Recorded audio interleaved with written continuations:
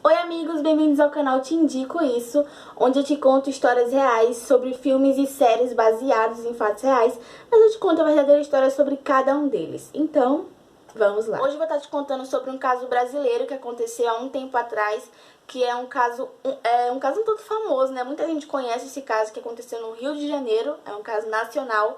Eu vou estar te contando sobre ele hoje. Esse caso inspirou o filme O Lobo Atrás da Porta, que é o filme que eu tô tendo como inspiração, como base, para contar a história de hoje. Neide Maria Maia Lopes nasceu no Rio de Janeiro em 2 de março de 1937. Neide teria conhecido Antônio Couto Araújo na estação Pedro II em fins de 1959. Estaria na faixa dos 22 anos.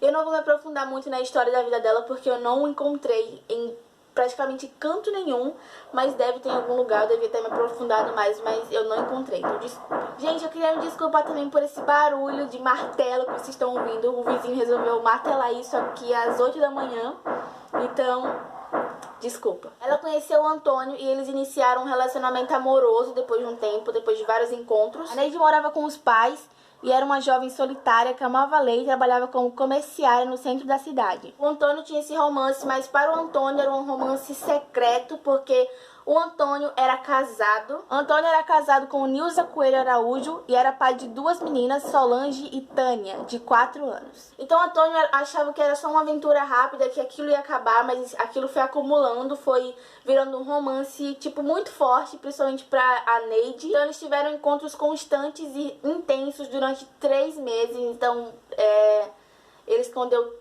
todo esse tempo que era casado, ela não sabia sobre isso. Mas ela sabia que tinha alguma coisa errada com o romance, que tinha alguma coisa errada com o parceiro dela, mas ela não tinha coragem de perguntar pra ele, talvez também da resposta dele ou alguma coisa assim. Mas depois ela ficou sabendo que ele tinha a esposa e mais 2 filhas, então aquilo pra ela foi o pico pra ela se enfurecer com toda aquela relação. Assim que ela descobriu, ela foi logo cobrar satisfação do Antônio, ela foi logo, tipo, histérica com ele. Ela disse que não aceitaria a situação, que ela não aceitaria ser a amante naquela situação e que ele teria 1 semana pra acabar o relacionamento com a mulher dele, com a esposa. Mas é claro que pra Antônio não ia ser fácil acabar com o seu casamento, né? Ele tinha filho, tinha família e ele tentou equilibrar, né, aquela relação de casa, trabalho, esposa, filhas e amante, igual maioria dos homens. Mas a Neide não esqueceu daquilo, ela esperava que ele tomasse a decisão baseada apenas na paixão que eles estavam sentindo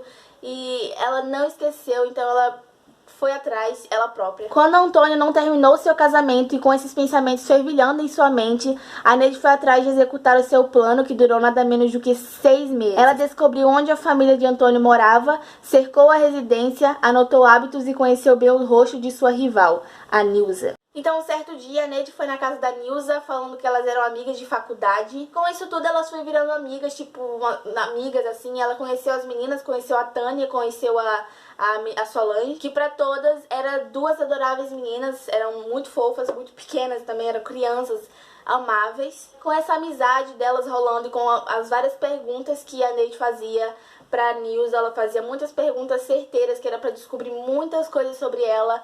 Ela foi descobrindo ainda mais coisas sobre ela, sobre relacionamento, sobre tudo. Tinha tudo pra dar um próximo passo no plano dela, no plano horrível dela. E no seu plano ela queria fixar numa pessoa pra ser ferida, ela queria que uma pessoa sofresse pra que o Antônio sofresse. Então ela perguntou pra Neide o que o Antônio mais amava no mundo.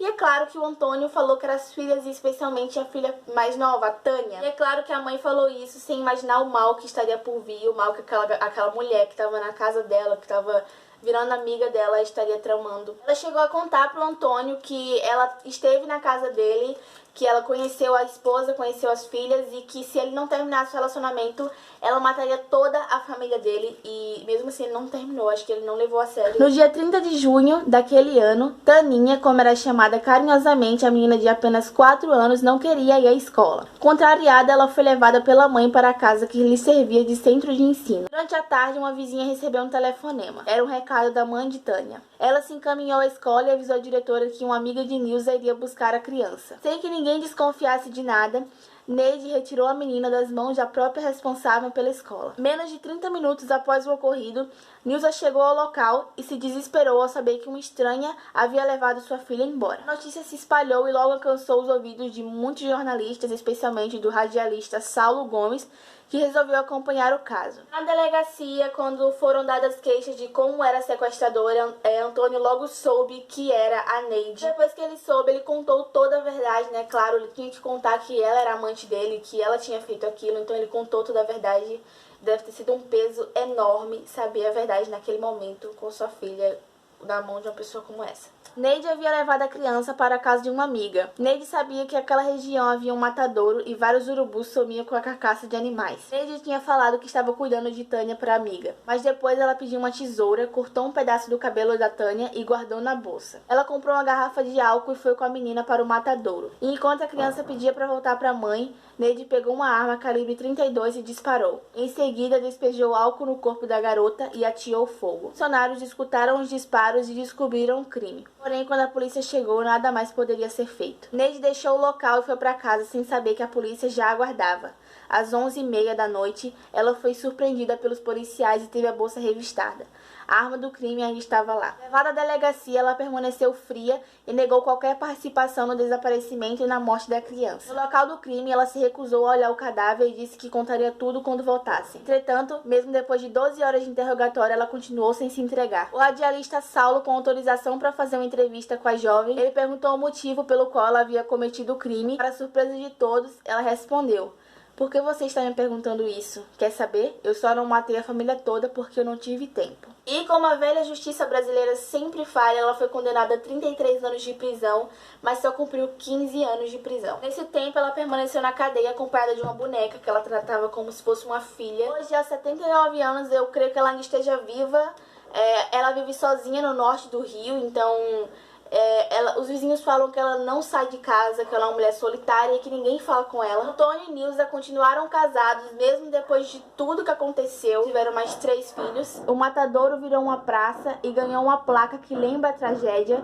E até hoje o túmulo de Tânia no cemitério Inhaúma recebe muitos presentes e homenagens de pessoas que acreditam que a menina virou uma santa. Então, galera, essa foi a história do filme O Lobo Atrás da Porta. É uma história um pouco revoltante, porque, como vocês sabem, é a justiça brasileira, então a gente não deve esperar muita coisa. Eu já vou encerrar o vídeo aqui, porque eu não quero que vocês fiquem escutando esse barulheiro que tá aqui. Um beijo e fui!